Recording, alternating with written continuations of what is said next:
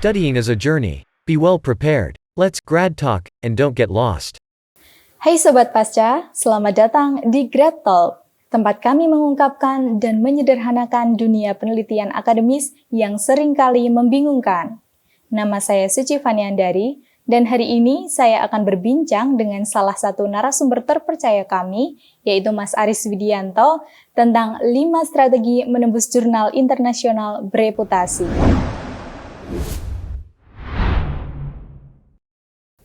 Dalam episode kali ini, kita akan berbincang lebih dalam tentang 5 strategi menembus jurnal internasional bereputasi. Kita akan melihat gambaran besar, baik proses maupun tahapan, untuk mengembangkan topik tesis berkualitas yang akan diarahkan menjadi sebuah publikasi internasional yang bereputasi. Dalam episode ini juga akan membagikan beberapa tips dan trik yang akan berguna untuk membantu Anda mengoptimalkan pendekatan dalam proses tahapan publikasi agar lebih efektif.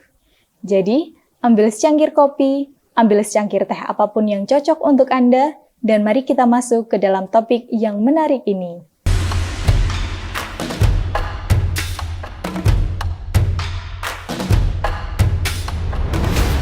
Let's grad talk.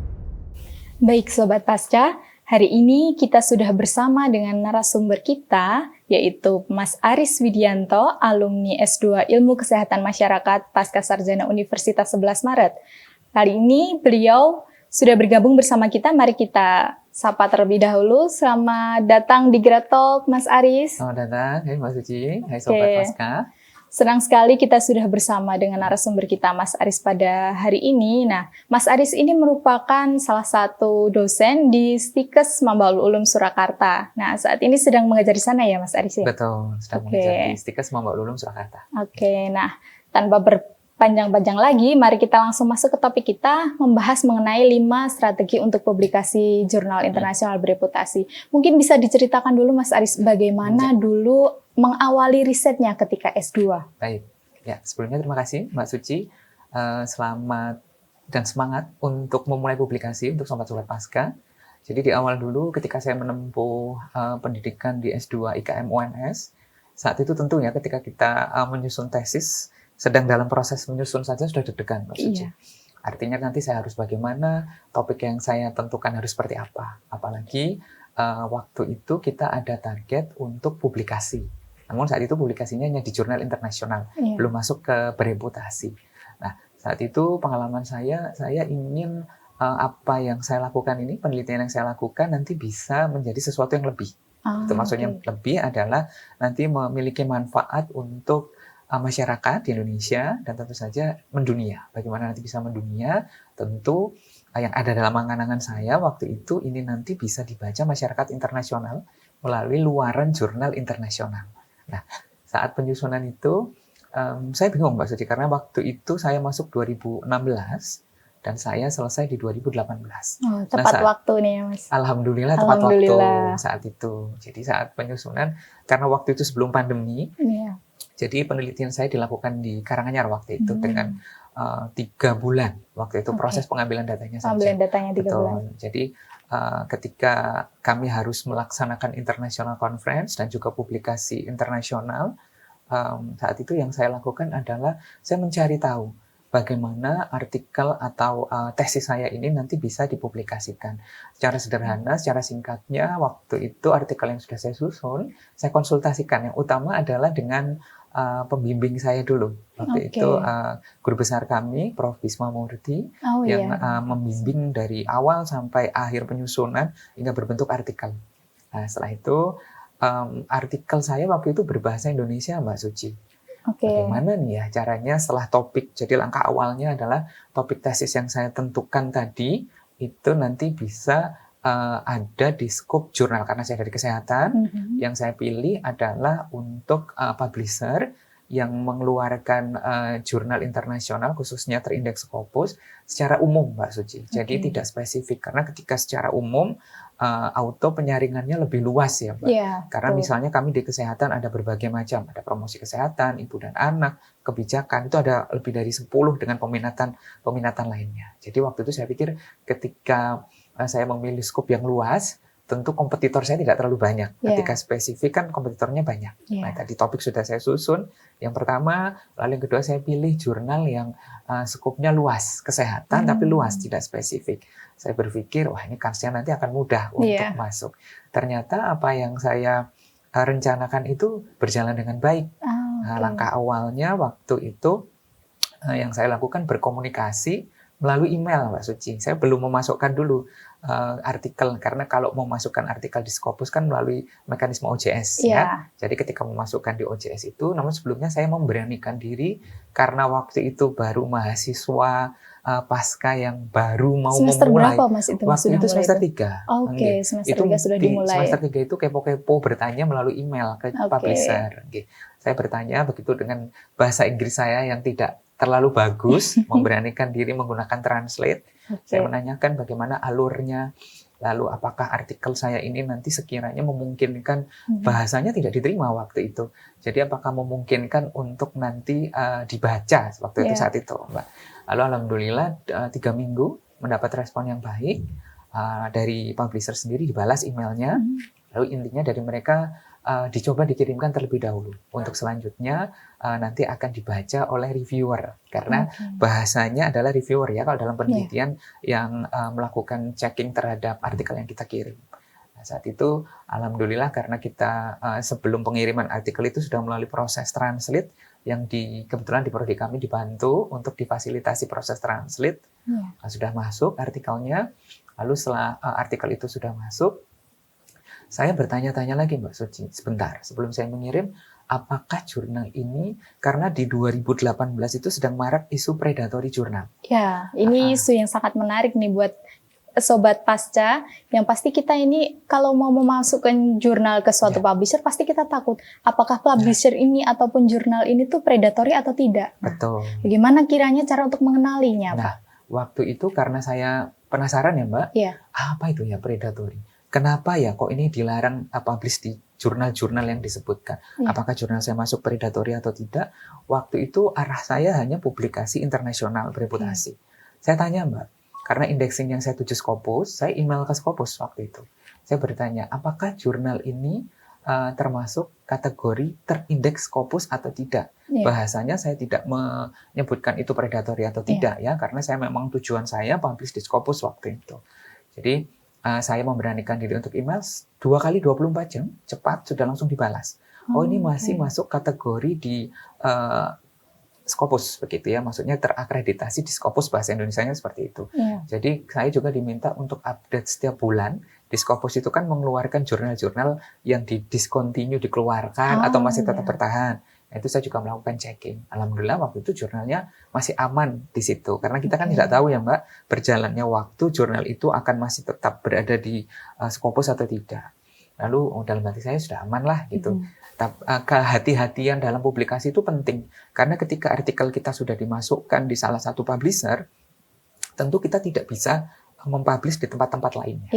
Artinya jadi ya kita menunggu dulu responnya. Nanti jadinya ada duplikasi ya, ada macam-macam yang kita mentang-mentang ini kita nggak yakin ke jurnal A, B, C, D, dan itu sebetulnya malah tidak betul. Yang betul kita fokus dulu dengan kita cek apakah jurnal ini betul-betul masuk kriteria yang kita tuju, indexing Scopus tadi. Lalu selanjutnya setelah itu masuk di proses OJS. OJS itu tidak rumit sih sebetulnya, apalagi dengan teknologi sekarang ya, Mbak. Meskipun laman jurnalnya berbahasa Inggris, namun kita bisa translate untuk bahasa penggunaan sendiri gitu, dari desktop itu. Lalu setelah kita masukkan, menunggu proses review, selain dari OJS masuk juga ke email. Nah, yang paling penting lagi, Mbak Suci, sebelum submit tadi, artikel yang bagus itu adalah artikel yang ditulis tidak hanya sendiri. Berasa janggal kalau kita tulis sendiri. Artinya, masuk ya jipok datanya sendiri. Masa melakukan olahnya sendiri. Harus perlu co-author ya, Mas? Perlu co-author dan konsultan, Mbak Suci. Artinya, ketika kita menulis artikel, itu ada bagian-bagiannya yang memiliki kompetensi masing-masing. Misalnya dari bagian pengolahan data, dari bagian latar belakang, daftar pustaka. Jadi lebih bagus afiliasinya itu bermacam-macam. Jadi tidak hanya satu saja untuk penulisnya. Jangan lupa kita libatkan pembimbing kita di tesis khususnya. Tentu pembimbing-pembimbing di UNS ini sudah sangat expert ya, dan indeks Scopusnya sudah bagus-bagus. Itu sangat penting karena ketika kita melibatkan pembimbing dalam proses publikasi, nah itu kan ada recordnya ya, ada rekam jejak dari track recordnya dari khususnya nama-nama yang kita masukkan, apalagi pembimbing yang sudah indeksnya bagus, itu memiliki peluang yang cukup besar nanti artikel kita itu diterima begitu, karena ada riwayat-riwayat yang sudah ditorehkan oleh pembimbing kita itu tadi salah satunya. Seperti itu dalam hati saya waktu itu, dan ternyata itu efektif saat itu. Jadi setelah berkonsultasi, setelah submit, memang kalau publikasi Scopus itu perlu yang namanya kesabaran. Ya. Kesabaran yang itu nggak seperti kita bikin mie instan, direbus dalam hitungan menit sudah jadi. Mie instan aja butuh 3 menit buat jadi gitu ya. Apalagi untuk buat publikasi ilmiah gitu ya Mas. Betul sekali. Jadi ketika publikasi itu kesabaran kita ini diuji. Artinya di mana kita setiap hari harus cek email, buka OJS. Tapi itu bukan sesuatu yang bagaimana ya, apalagi sekarang sudah ada gadget yang terkoneksi langsung dengan email, auto ketika ada notif sudah langsung masuk, kita bisa checking. Dan publikasi Scopus, sobat-sobat Pasca ini, itu bukan sesuatu yang menjadi momok. Justru itu tantangan yang menyenangkan kalau menurut saya. Artinya yang perlu kita lakukan di awal adalah bagaimana kita berani untuk mencoba. Mencoba itu kan hanya ada 2 kemungkinan. Itu diterima atau ditolak. Ya, ditolak kan bukan berarti gagal, masih banyak pilihan-pilihan jurnal yang lain. Nah, strategi lainnya dalam memilih jurnal ini yang ketiga adalah pilihlah jurnal yang terbitnya luarannya banyak. Artinya ada yang kadang kan ada yang terbit dalam 1 tahun hanya 2 kali, Mbak Suci. Iya, per 6 bulan per gitu 6 bulan. Kita cari mungkin yang 2 bulan sekali, 1 bulan sekali. Jadi responnya itu akan cepat. Apakah artikel kita ini akan diterima atau tidak begitu. Banyak sekali jurnal-jurnal pilihan yang bisa kita pilih untuk edisi terbitnya itu cepat ya. Dan saya menyarankan untuk pemula seperti saya ini waktu itu, jadi yang kita cari adalah bagaimana artikel yang kita kirim ini cepat direspon. Ya, karena kalau menunggu terlalu lama itu juga tidak menyenangkan ya, jadi deg-degan, wah diterima enggak gitu. Kalau segera direspon, oh ini ternyata harus ada revisi, segera kita revisi. Jadi poin yang ketiga yang harus kita lakukan adalah pilihlah jurnal yang mengeluarkan atau edisi terbitannya banyak dalam 1 tahun. Nah, dalam memilih jurnal yang publish-nya banyak ini Mas dalam 1 tahun ini kan kita tadi juga terhalang dengan takutnya predatory tadi. Nah, salah satu ciri-ciri jurnal predatory yang pernah saya pelajari itu adalah yang memberikan respon cepat atau menjanjikan publikasi misal dalam waktu 7 minggu sudah publish seperti itu. Nah, gimana nih Mas kita caranya mengantisipasi kita dapat jurnal yang berreputasi baik namun responnya cepat dan tidak predatory? Baik, mudah sekali. Kita bisa cek kalau kita search di Google itu kan banyak ya yang mengeluarkan daftar-daftar. Tapi kadang-kadang kalau kita baca berpuluh-puluh halaman, beratus-ratus halaman, itu pusing. Simpel saja, kita email saja ke Scopus. Apakah ini jurnal masih masuk kategori indexing di Scopus atau tidak? Nanti segera dijawab, maksimal 2 kali 2 hari lah itu ya, sudah dijawab. Ya sudah, kalau Scopus sudah menjawab, oh masih masuk dalam license-nya Scopus, ya sudah aman. Berarti kan tidak predatory, karena tujuan indexing kita kan ke Scopus. Yang saya suka dari Scopus itu adalah fast respon dalam menjawab. Jadi ketika kita berkirim email, ketika kita bertanya, khususnya mengenai publisher ya Mbak ya, penerbit ini apakah masih terindeks di Scopus atau tidak, itu respon mereka sangat cepat sekali. Gitu. Jadi itu cara yang sangat sederhana untuk kita tahu apakah predatory atau tidak. Kadang-kadang kan mungkin tidak hanya Sobat Pasca ya, saya sendiri kalau baca terlalu banyak lumayan ngeluh. Kadang-kadang kan susunan jurnalnya itu nggak alfabet. Ya. Kadang random apalagi yang random. Kayak namanya kan mirip-mirip ya. Kalau di jurnal-jurnal kesehatan itu yang medicine itu miripnya banyak sekali dan jumlahnya karena dari seluruh dunia jumlahnya ratusan. Wah, nah itu yang menyita waktu. Tips sederhananya sih Mbak tadi. Lalu setelah kita pilih yang aman seperti yang Mbak Suci sampaikan tadi, bahwasanya ini jurnal benar-benar aman, terbitannya cukup bervariatif bulannya dengan skop yang luas tadi. Lalu langkah keempat, ini agak klise sebetulnya Mbak Suci.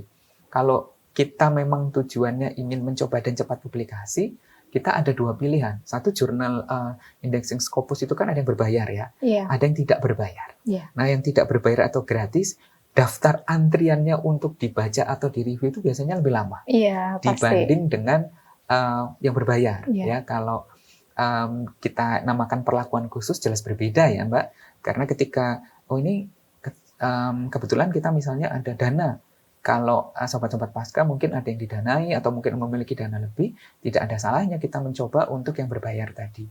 Mekanismenya adalah bukan berarti yang berbayar itu terus langsung diterima, bukan ya. Ya, bukan jaminan ya ini ya, Tidak catatan buat jaminan Sobat juga. Pasca. Betul, jadi tidak jaminan juga. Namun itu memiliki tingkat yang lebih untuk segera dibaca. Ya. Segera dibaca apakah artikel ini nanti memungkinkan untuk dilanjutkan dalam masa revisi atau tidak. Itu tipsnya. Nah, kalau besaran biaya saya rasa sudah ada semua ya di tampilan jurnalnya sendiri. Jadi, kita juga harus bisa mengira-ngira nih dengan kantong kita. Ya. Nanti salah klik dan hati-hati dalam melihat angkanya ya. Kadang kan ada yang mata uangnya dengan dolar, Ya, ada ada yang yang euro, euro. ada kalau di Jepang itu yen ya. Ya. Dan perlu teman-teman ketahui juga biaya yang tertulis di situ itu terkadang masih ada pajak. Iya, additional charge-nya ya. Additional charge, betul. Jadi tidak hanya pajak, kadang-kadang biaya-biaya tambahan lain yang kadang dari publisher itu meminta untuk dikirim ke jenis tertentu, misalnya ke model pembayaran tertentu. Kan kalau model pembayaran tertentu ada yang free, tapi kebanyakan tidak free. Nah itu juga kita harus hitung juga, karena nanti akan menjadi beban pengeluaran lainnya. Ya, jadi memilih yang pembiayaan ini menjadi penting bagi kita yang memang ingin cepat seperti itu ya Mbak Suci. It's just sederhananya logikanya ketika itu free pasti banyak yang mau masukkan. Iya, Dan betul. ada daftar antrian ya, karena mereka kan by system dengan OJS yang itu sudah rapi dan tidak bisa lompat-lompat ya. Saya rasa seperti itu untuk strategi keempat. Lalu yang strategi terakhir yang kelima, ketika itu sudah diterima, kita pastikan betul artikel kita itu bebas plagiasi ya tentunya ya. Nah itu sebetulnya di awal Mbak Suci. Kalau di UNS kan memang sudah dilengkapi dengan cek plagiasi ya, macam-macam teknisnya ya. Ada yang dengan A, B, C gitu ya. Nah itu kita pastikan biasanya kalau untuk plagiasi atau kemiripan yang saya lakukan publikasi itu kebanyakan tidak boleh lebih dari 15%. Oke, amannya maksimal 15% maksimal gitu ya, 15%, lebih aman lagi ya 10, 9, 8 itu lebih aman. Nah, itu bisa kita filter di awal karena tidak semua jurnal Scopus itu menghendaki adanya cek plagiat gitu. Tapi kita di awal juga sudah prepare dulu di situ. Nah, saat revisi itu kan artikel sudah masuk, saat revisi pasti ada revisi Mbak Suci ketika kita masuk dengan jalur umum. Kan Scopus itu ada dua, special issue dan ada yang umum. Nah, kalau special issue itu kemungkinan diterimanya besar. Tetapi biasanya dalam satu seri itu penulisnya hanya berasal dari satu negara. Misalnya ada kita mengikuti konferensi tertentu. Kebanyakan kan nanti dari Indonesia semua, jadi kurang bervariasi. Nih, kalau untuk kebutuhan tertentu memang ada yang mensyaratkan, misalnya kayak untuk kebutuhan dosen ya yang mau naik jenjang dari AA lektor atau lektor kepala misalnya, kan itu nanti kita diminta untuk melampirkan bukti review, screenshot bukti review, terus trackingnya. Kalau special issue kan kebanyakan komunikasinya sudah langsung dengan vendor atau provider yang menyelenggarakan. Jadi amannya ketika kita publikasi, khususnya ini karena sobat-sobat Pasca ini kan juga ada yang sudah berkarir di institusi pendidikan. Nah, yang akan digunakan untuk kenaikan pangkat itu kalau dari saya pribadi menyarankannya ya dengan jalur umum saja, komunikasi secara langsung melalui OJS tadi dengan publisher. Ya, akan lebih mudah ya Mas ya. Lebih mudah. Kalau special issue ya boleh banget kita gunakan untuk pemula yang biasanya kan tujuan awal dari kita untuk publikasi itu mendapatkan ID Scopus. Iya, penting sekali ini ya. Penting sekali. Jadi, dan perlu teman-teman, sahabat-sahabat Pasca ini ketahui bahwasanya ID Scopus itu tidak secara serta-merta didapat. Mekanisme penerbitannya ini sendiri, biasanya misalnya Mbak Suci publish di jurnal di Jepang misalnya. Sudah terbit. jurnal itu masih aman, masih masuk dalam indexing Scopus. Tapi kok ID-nya nggak keluar-keluar, kita cari kok nggak nemu-nemu. Lah Iya, itu dari publisher sendiri untuk mengindexing artikel-artikelnya ini ke masuk ke Scopus, Scopus. betul, itu memakan waktu Iya, dan antrian tentunya. Karena yang di-indexing itu kan tidak hanya jurnal yang publisher yang kita tuju, seperti itu. oke. Jadi memang perlu kembali kesabaran. Tapi Iya. setidaknya ketika itu sudah diterima, itu akan menjadi ketenangan.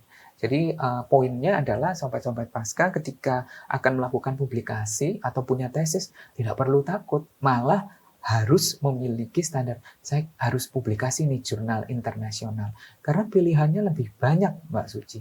Kalau kita di jurnal nasional kan kalau di Scopus itu ranknya dengan kuartil ya, Q. Iya, Non-Q, Q1 sampai Q4, Q4. Q3, Q2, Q1. Kalau di Indonesia kan Sinta. Iya. 1, 2, 3, 4, 5, 6 begitu untuk pemeringkatannya sendiri. Itu hampir-hampir sama.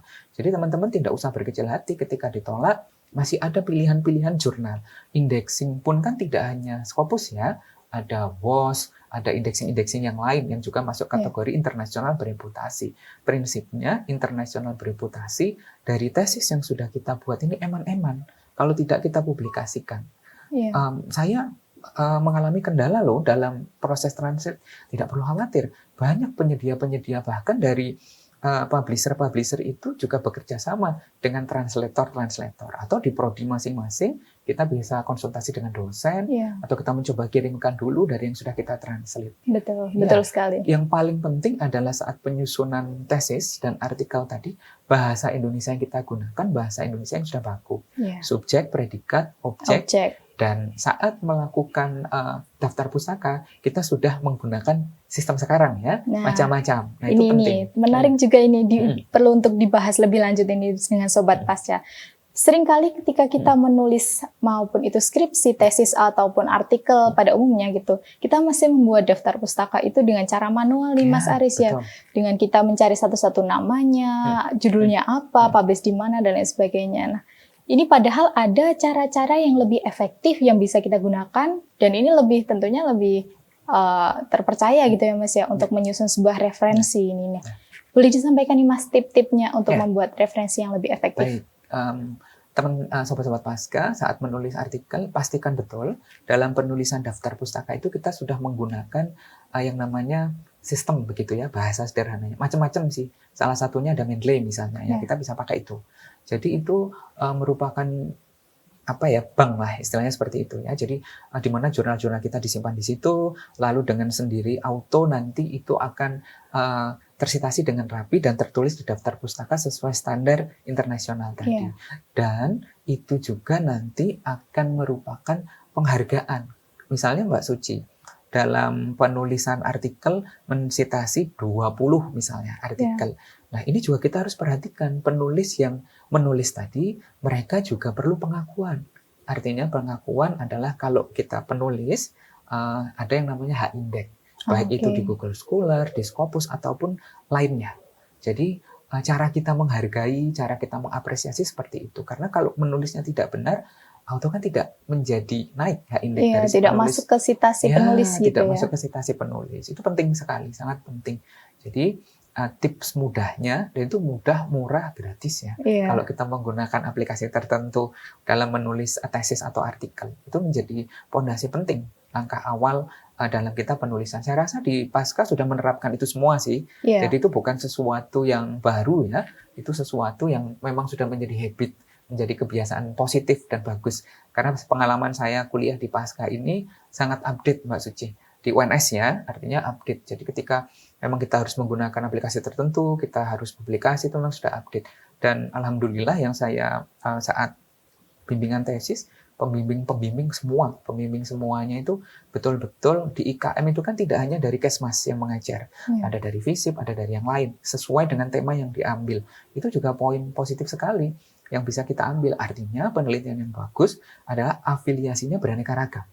Ya, ketika kita melandaskan misalnya tentang teori perilaku, itu kan ada ahli-ahli perilaku nih, misalnya dari rumpun ilmu A, rumpun ilmu B, rumpun ilmu C. Jadi itu betul-betul yang kita lakukan saat proses tesis itu sebetulnya ya Mbak Suci ya, pembimbingan di proses tesis itu sudah sesuai dengan alur Scopus. Artinya artikel itu kan kita susun lebih ringkas daripada bab yang ada di tesis. Iya. Babnya kan lumayan tuh, bab 1, bab 2, dan seterusnya sampai bab akhir. Nah, kalau di artikel kan kita hanya meringkas, merangkum dari tesis yang kita susun.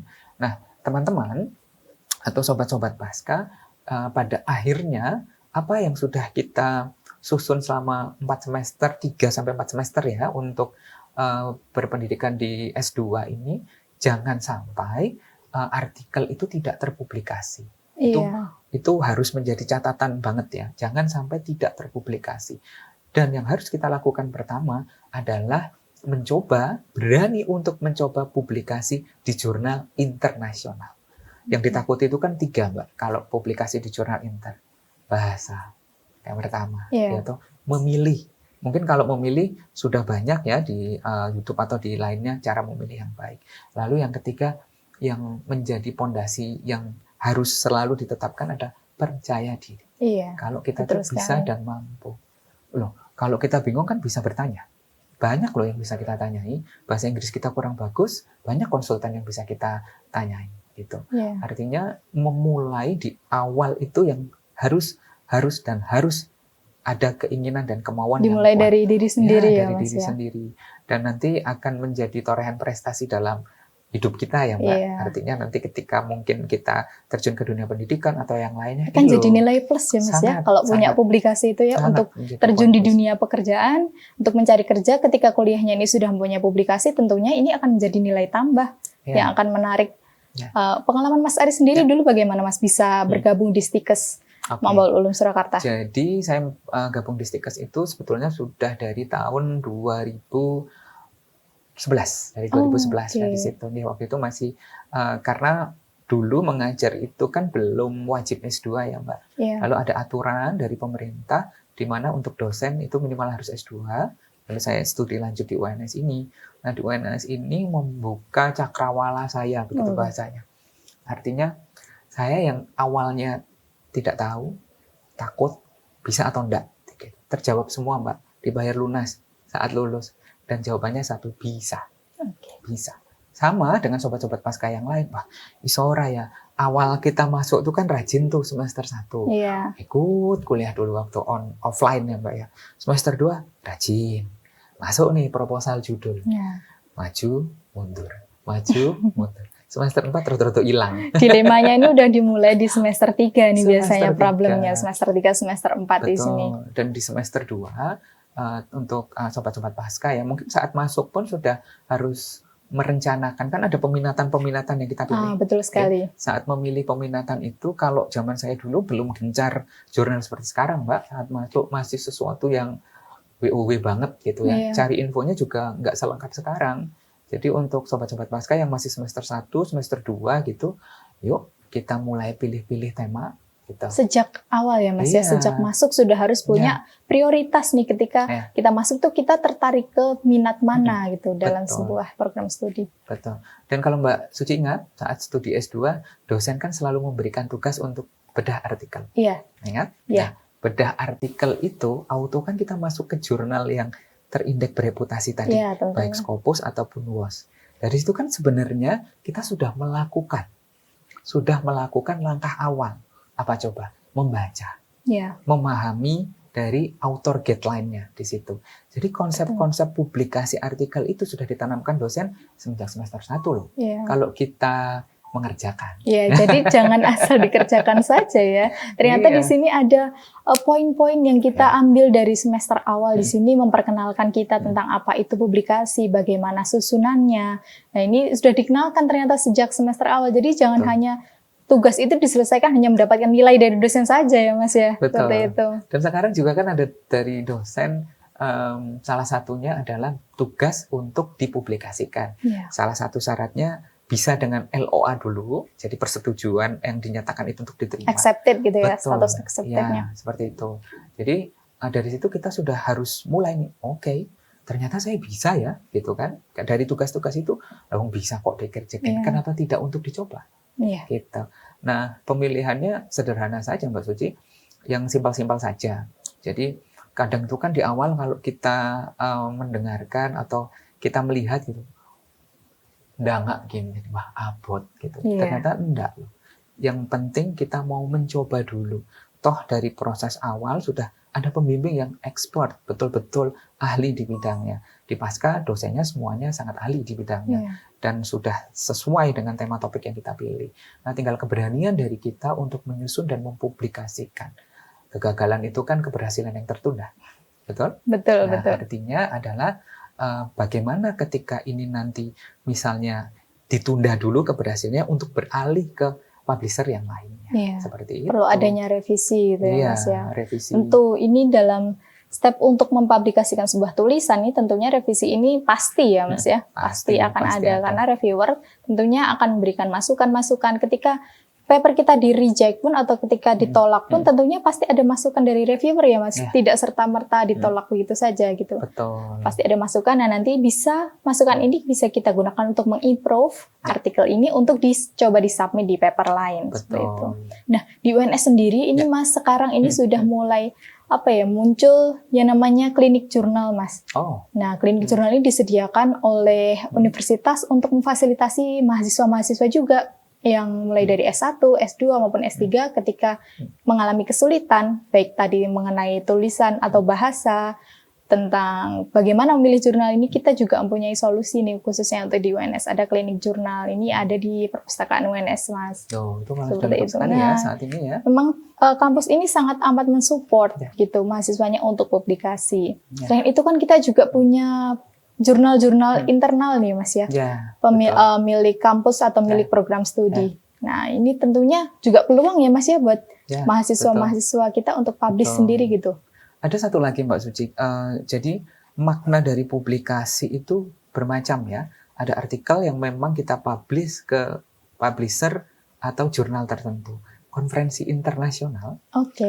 itu juga ada yang terindexing Scopus. Iya, Apakah itu nanti juga akan masuk di database? Jawabannya iya. iya. Itu banyak ya, banyak penyelenggaranya dari UNS juga banyak juga ya. Saya rasa seperti itu.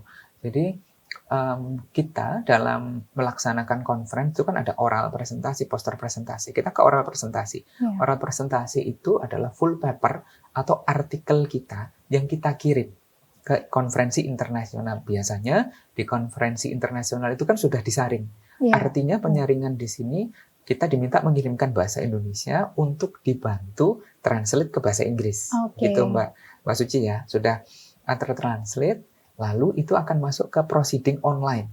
Oke. Karena kalau di dosen, selain dari publikasi artikel, juga proceeding full paper itu memiliki poin yang tinggi. Nah, artinya ini juga merupakan salah satu bagian atau langkah kita dalam melakukan publikasi. Oke. Jadi melalui konferensi internasional. Selain jurnal tadi ya Mas ya. Selain jurnal yang luarannya dalam bentuk proceeding online yang terdatabase atau terindeks di Scopus Scopus juga. tadi. Banyak toh langkah-langkah yang bisa kita lakukan. Jadi dari 5 tadi memiliki penjabaran yang luas, yang solutif, yang tidak menakutkan, dan yang menjadi kendala kita itu ada solusinya semua. Iya. Begitu. Betul. Kalau masalah metodologi penelitian, tentu yang sudah kita lakukan dalam penyusunan tesis, saya rasa sudah sangat pas. Nah, permasalahannya adalah translate bahasa. Sudah disediakan kok, kenapa kita tidak berkomunikasi? Iya. Nah, yang dalam proses komunikasi inilah diperlukan kepercayaan diri, diperlukan kemauan, keinginan, dan semangat yang saya rasa sobat-sobat Pasca juga sudah memiliki itu semua gitu. Kita bayangkan ketika keberanian itu tumbuh dalam diri kita untuk kita lakukan dengan mencoba, saya rasa pasti akan ada solusinya dan akan terpublikasi begitu sih kalau menurut saya. Baik. Jadi untuk di antara dua jenis publikasi tadi ya Mas ya, yang pertama tentang jurnal, yang kedua proceeding melalui konferensi internasional. Untuk pemula nih Mas, kira-kira lebih disarankan kemana dulu sih Mas? Buat yang baru nulis pertama gitu. Kalau saya menyarankannya keduanya, dicoba dua-duanya. Oke, dicoba dua-duanya. Dua-duanya ini dicoba tapi bukan dengan artikel yang sama. Oke, ini adalah poin penting juga nih ya Mas ya. Jadi satu artikel itu hanya boleh disubmit ke satu dulu.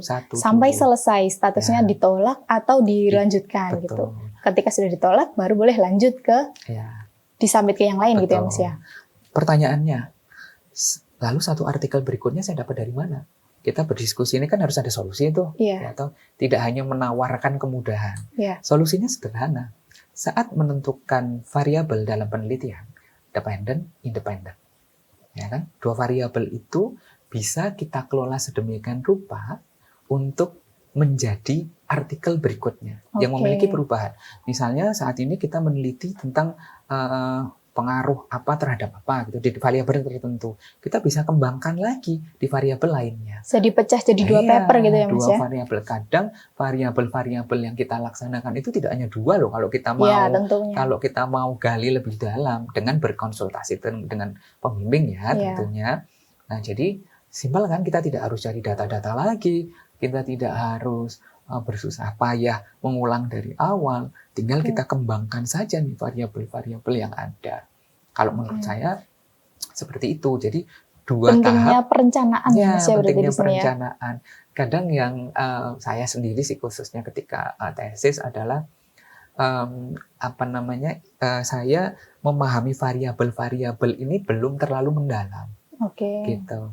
Nah, kita saat tesis langkah awal setelah sempro itu ya, sebelum kita pengambilan data Mbak Suci, kita tanyakan ulang kepada pembimbing, Bapak, Ibu, sebelum melakukan pengambilan data, manakah ini nanti yang mungkin untuk dikembangkan? Dikembangkan ini berarti di situ sudah ada kunci untuk dibuka menjadi beberapa artikel. Nah, kalau pertanyaan Mbak Suci tadi, mana? Dua-duanya dicoba. Ya, dua-duanya dicoba karena semakin kita tahapan ini kita lakukan dengan artikel yang berbeda tadi kan opportunity peluangnya akan lebih besar daripada hanya satu kali mencoba.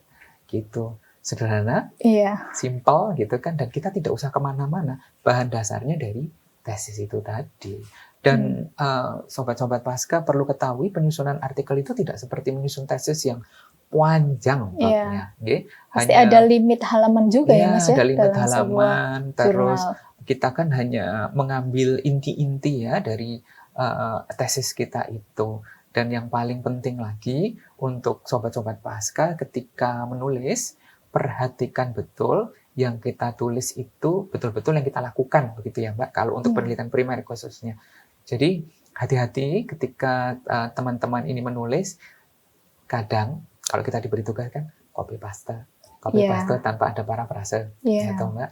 Nah, itu perlu kita lakukan. Artinya jadi kita tidak dalam tanda petik mencuri ide penulis lainnya, tapi kita mengembangkan. Yang paling bagus itu ada bahasanya adalah kebaruan, begitu. Novelty secara sederhananya adalah kebaruan dari apa yang kita tulis, meskipun itu simpel. Biasanya dari jurnal-jurnal internasional itu salah satu yang dicari. Jadi kebaruan dengan topik ini itu sudah ada artikel yang terbit, misalnya di edisi 2, kita masuk di edisi 7, mirip-mirip nih. Nah, ini kita pelajari dulu kebaruan punya kita ini apa sih? Oh, yang itu dilakukan di negara maju. Kita negara berkembang di Indonesia dengan populasi yang lebih banyak misalnya, dengan variasi yang lebih banyak, itu menjadi keunggulan yang kita tampilkan di artikel itu. Jadi untuk menulis sebuah artikel itu kalau kita memikirkan sebuah novelty itu harus sesuatu yang benar-benar baru atau benar-benar orisinal itu sepertinya akan sangat sulit ya Mas ya. Padahal untuk standar sebuah jurnal saja atau proceeding internasional itu bisa kita lakukan dengan mengubah salah satu variabel dari artikel yang sudah publish. Nah, ini bisa menjadi tip juga nih ya untuk membuat artikel yang baru. Tips sederhana, tips yang mudah. Artinya kadang kamu harus menemukan novelty, kebaruan. Wah, itu udah jadi beban berat ya menjadi mahasiswa. Seperti apa nih yang harus beda dengan itu? Sebenarnya kan enggak. Seperti yang Mbak Suci sampaikan tadi, variabelnya bisa kita kita buat sesuatu yang baru gitu ya, tanpa mengada-ada loh ya, yang betul-betul kita lakukan. Harus berdasarkan referensi yang dan empiris ya, ilmiah ya, artinya yang kita lakukan ini. Jadi mudah toh publikasi dari bahan yang kita sendiri sudah susun. Yang eman-eman yang sangat disayangkan adalah teman-teman yang sudah nyusun, sobat-sobat yang sudah menyusun dengan rapi, dengan bagus, namun tidak terpublikasi. Kita bisa di masing-masing prodi itu kan ada prodi, ada admin, mungkin ada grup ya Mbak Suci ya, yang kita bisa berkomunikasi dengan dosen. Tidak ada salahnya kita bertanya. Pasti dosen menyambut dengan sangat baik ketika kita akan berpublikasi di jurnal internasional bereputasi. Tentu. Dosen akan sangat mensupport untuk Ya, masalah publikasi. betul. Kalau di Fakultas MIPA, tempat saya belajar, di sini ada yang namanya grup riset, Mas. Oke. Jadi setiap mahasiswa yang masuk itu mereka akan langsung masuk ke dalam sebuah grup penelitian kelompok-kelompok kecil seperti itu, di mana di sana ada asisten dosennya juga. Nah, itu akan menghubungkan dari mahasiswa dan juga dosen di sini. Nah, pentingnya juga tadi komunikasi dengan dosen. Ya. Komunikasi yang baik dibangun dengan dosen ya, Mas ya. Betul. Tentunya untuk Betul. menyelesaikan tesis maupun publikasi-publikasi. Nah, mungkin ketika kita mahasiswa udah masuk semester 3, semester 4, sudah seminar proposal, kita itu bingung bagaimana ketika kita ingin menemukan topik atau ketika kita ingin membuat sebuah artikel nih yang kita tulis nih apa ya gitu. Kadang kan mahasiswa suka bingung kayak gitu, Mas. Nah, bagaimana sih membangun kedekatan dengan dosen agar kita bisa mendapatkan tadi masukan-masukan untuk menyusun sebuah artikel ataupun topik-topik yang tentunya kan itu dosen punya banyak sekali ya, Mas ya, ide-ide terkait hal tersebut. Betul. Ini yang saya rasakan di tahun 2017. Tahun Sama, kedua ya, Mas ya? tahun kedua. Pertanyaan dari Mbak Suci ini seperti yang saya rasakan. Jadi dalam pengalaman saya, aduh gitu ya, pasti aduh sih. Gitu Iya. ya. Dapat tema ini, terus gimana nih caranya? Membangun komunikasi sebetulnya sederhana. Kita coba susun dulu. Latar belakang. Kita sudah temu topik, latar belakangnya ini apa dulu. Lalu kalau dulu kan kita konsultasinya langsung ya Mbak ya, bertemu langsung. Kalau sekarang kan lebih schedule, lebih banyak ruang. Iya. Ada dengan berbagai macam varian komunikasi online lah ya. Kita bisa dengan email, kita bisa dengan grup-grup tadi. Ya kita coba susun saja, Pak dosen, Bu dosen. Saya mau mencoba untuk menjabarkan dari tema topik yang saya pilih. Nah, kadang yang menjadi kendala adalah konsultasi ini hanya lisan. Oke. Bisa dipahami, artinya tidak ada dalam berbentuk naskah, Iya. skrip atau tulisan. Jadi yang perlu kita ketik. disiapkan itu ya, Mas ya, sebagai bekal betul. kita untuk konsultasi. Iya, dosen pasti akan menyambut dengan sangat baik ketika itu, misalnya Mbak Suci dengan saya gitu. Iya. Pak mau konsul secara Konsulnya lisan. apa, gitu? Ya kan ya tentu itu Kurang tidak meyakinkan, menarik dan tidak meyakinkan. Sudah ada bahan dulu dan lengkapi dengan referensi jurnal terkini. Oke. Nah, itu yang paling penting kan ada Kuncinya di batasannya situ ya. ya. Jadi saat kita mau menentukan latar belakang, tema topik, ada dasarnya dulu. Kita nggak boleh ngawur ya. Ada bukti-bukti empiris atau artikel-artikel yang kita gunakan seperti itu. Artinya itu akan tambah meyakinkan ke dosen, ini loh yang saya akan ambil. Biasanya dosen auto akan memberikan masukan, Mbak Suci. Coba deh dikembangkan dengan variabel sekian, A, B, C misalnya. Dan coba kamu cari jurnalnya misalnya kalau kamu di kesehatan di PubMed atau di lainnya gitu ya. Itu nanti pasti akan diberikan tambahan informasi yang itu akan mendukung atau menopang dari rencana tesis yang kita susun. Saya katakan rencana ya. Iya. Rencana tesis yang kita akan susun tadi. Ketika sudah kuat, latar belakangnya sudah disetujui, segera kita kembangkan. Biasanya kan ujian proposal, oke lancar. Jur santai-santai, Mbak. Biasanya seperti itu ya. Iya, betul. Terus terlalu santai nanti lama-lama menghilang. Iya, Semester 4 menghilang. Menjelang detik-detik itu eliminasi harus bayar semester selanjutnya. Baru panik dan ngejar-ngejar, akhirnya artikelnya kan jadi tidak matang ya, tesisnya tidak matang gitu. Nah, itu perlunya kesiapan diri dari sobat-sobat pasca ini bahwa saya bertekad nih dari awal menentukan topik dulu. Wong dosen itu sudah memberikan stimulan ya melalui tugas tadi. Nah, pasti tugasnya disesuaikan dengan peminatan-peminatan yang kita pilih tadi, Mbak Suci. Kalau pengalaman saya ketika saya kuliah, jadi dosen itu selalu memberikan stimulasi kepada mahasiswanya untuk gemar membaca dan menulis artikel ilmiah khususnya seperti itu. Itu saja yang saya lalui di 2016-17 loh, Mbak. Berapa tahun yang lalu itu. Nah, sekarang perkembangan teknologi sudah sangat-sangat maju. Ya, salah satu hikmah dari pandemi adalah kita jadi melek akan teknologi secara langsung, gitu. Dan kendala-kendalanya apa? Kita mau baca artikel dalam bahasa Inggris, media translate itu banyak sekali, gitu. Kadang kita di desktop itu tinggal klik kanan dengan bahasa Indonesia sudah jadi bahasa Indonesia. Apa yang menjadi masalah? Tidak ada, hanya kemauan dari diri kita. Kadang-kadang seperti itu. Wong kita menulis itu juga sudah ada pembimbingnya, sudah ada mentornya. Kita kesulitan, sudah difasilitasi dengan translator. Saya rasa tidak ada yang sulit. ketika ada keinginan dan kemauan tadi untuk melakukan publikasi tadi. Jadi Gitu. benar harus dimulai dari semangat dari dalam Ya, diri dari sendiri dalam diri ya Mas ya. sendiri.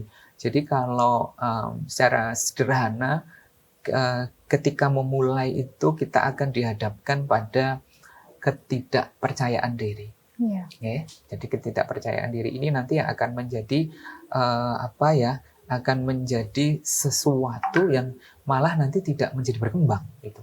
Keberanian kan musuhnya itu diri kita sendiri. Justru yang akan membatasi Ya, diri kita dari berkembang itu tadi adalah diri kita sendiri. diri kita harus sendiri. berani, ya, kita harus berani berkata tidak pada keraguan-raguan. Kalau menurut saya, simpel. Nanti sulit bahannya Mas, nanti bagaimana? Tesisnya itu sudah bagus loh. Iya. Itu sudah dibimbing dari awal oleh pembimbing. Tinggal kita ringkas menjadi yang namanya manuskrip atau artikel. Tadi untuk kewaspadaan dan kehati-hatian yang kita harus lakukan, cek betul jurnal ini masih masuk kategori indexing atau tidak. Aduh, bacanya banyak banget, sulit banget. Email saja ke Scopus kita tanyakan. Responnya cepat kok, tidak menjadi masalah. Saya kesulitan untuk berkomunikasi, tulis bahasa Indonesia, kita translatekan. Oke. Sudah mudah kan? Sudah ada Seperti banyak itu. sekali solusi yang ditawarkan ya hari ini ya. Oke. Baik Sobat Pasca, kita sudah sampai di akhir episode Great Talk pada kali ini. Nah, untuk merekap apa yang sudah kita bincangkan, topik yang sangat menarik pada hari ini, maka boleh Mas Aris memberikan highlight dari 5 strategi untuk menembus jurnal internasional bereputasi tadi. Panjang banget ya. Iya. Tapi ternyata hanya 5 Mbak Suci. Yang perlu kita lakukan. Yang pertama, tentu tesis yang sudah kita susun tadi sudah sesuai dengan topik. Itu pasti ya yang pertama. Lalu yang kedua, yang paling penting adalah pilihlah jurnal yang masih betul-betul terindeks di Scopus tadi dengan terbitan yang sering. Artinya sering adalah 2 bulan, 3 bulan itu untuk mengantisipasi agar nanti tidak terjadi respon lambat dalam pertanyaan atau artikel yang sudah kita kirim tadi. Itu yang kedua. Lalu yang ketiga yang perlu kita perhatikan dalam berstrategi untuk berpublikasi itu tadi, uji plagiat. Nah, ini nanti penting ya Mbak Suci, artinya untuk Scopus sendiri di uji plagiat itu yang pengalaman saya tadi maksimal 15% di beberapa jurnal. Lalu strategi yang keempat yang kita laksanakan untuk publikasi internasional bereputasi, khususnya Scopus tadi, adalah bagaimana pemilihan publisher ini. Ya, tadi kan ada kategori predatori, tidak predatori tadi. Ini juga perlu kita lakukan berulang-ulang. Jadi tidak hanya satu kali, bisa 2 kali, bisa 3 kali untuk kita lakukan pertanyaan di bulan-bulan berikutnya. Yang paling penting lagi adalah artikel yang sudah kita kirim di satu publisher saja dulu, sampai ada keputusan apakah ini akan direvisi atau rejected atau ditolak. Sederhana kan, simpel, terima kasih dan banyak solusi saya rasa ya atas solusi-solusi yang sudah ditawarkan oleh Mas Aris tadi terkait dengan bagaimana sih cara kita untuk mempublikasi tulisan atau artikel kita di jurnal internasional. Nah, Sobat Pasca, menarik sekali kan obrolan kita pada episode kali ini. Terima kasih sekali kami ucapkan kepada Mas Aris yang sudah mau bergabung di Great Talk pada episode kali ini. Dan untuk Sobat Pasca, sampai jumpa di episode Great Talk berikutnya. Studying is a journey. Be well prepared. Let's grad talk and don't get lost.